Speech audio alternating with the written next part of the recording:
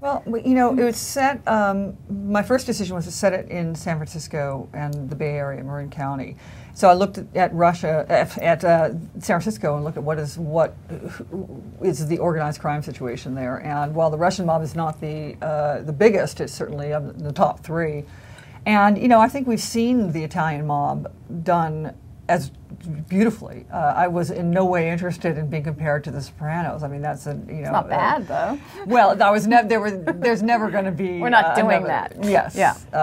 That's such a tremendous show, and it's been done. And I didn't want to attempt to redo it. And really, this show is not about the mob. You know, this is a show about a mother and a family, and you know, the organized crime, not just the Russian mob, but organized crime in general, is the backdrop for it.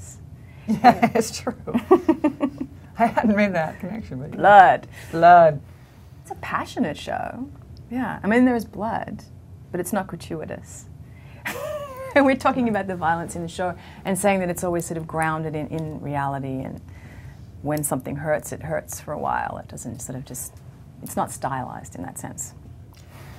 I think it's all about I think it's all about telling a compelling story, and you know, having have an absolutely magical cast, and that you know, there's just every frame there's someone incredibly talented on the screen, and I think you know, the storytelling hopefully pulls people in. I mean, I think if you tell a compelling story with compelling characters, an audience will come to it. I think it also makes a difference to have a woman helming the show, because I think she obviously understands the female perspective, so it grounds it in, oh, okay, this is a woman's point of view, which is immediately relatable for women. But there's also something about this show. I mean, it's based on a Dutch series.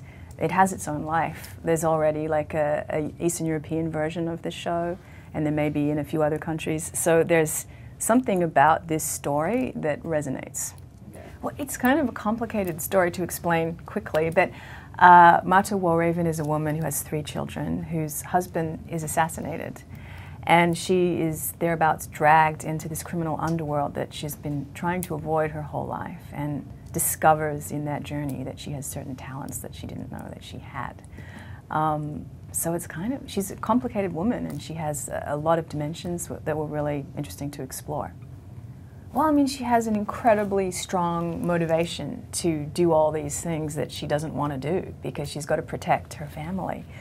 And I think it's really interesting having this sort of multi-generational aspect of the story. We've got really young children in the story, we've got the teenage sort of storylines, and then we've got the storylines with my father, Radha's character, and my mother. So you have all these different points of view on the events that take place, and you see them from different angles, which I think adds sort of a lot of texture and interest to the show as well.